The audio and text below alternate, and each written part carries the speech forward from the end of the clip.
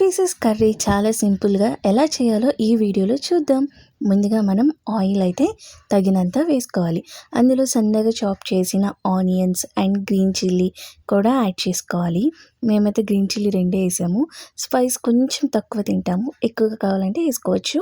అది కొంచెం మన కలర్ చేంజ్ అయిపోయిన తర్వాత ఇందులో అల్లం వెల్లుల్లి పేస్ట్ యాడ్ చేసుకోవాలి. 1 kg చికెన్ లెగ్ పీసెస్కి ఈ మాత్రం సరిపోతుందన్నమాట. ఇప్పుడు మనం పసుపు, ఉప్పు, కారం ఇవన్నీ యాడ్ చేసుకొని మంచిగా ఒకసారి కలుపుకోవాలన్నమాట. ఇలా కలుపుకొని ఒక 2 minutes కుక్ అవ్వనివ్వాలి.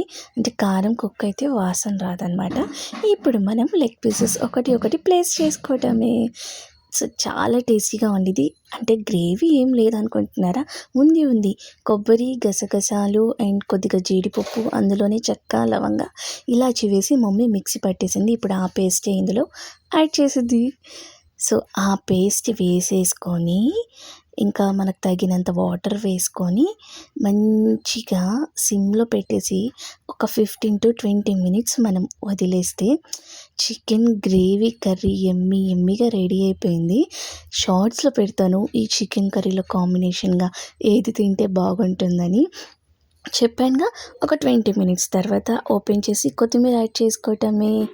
సో చాలా ఈజీగా, చాలా సింపుల్గా ఎవరైనా చేసుకునే విధంగా చికెన్ లెగ్ పీస్ కర్రీ.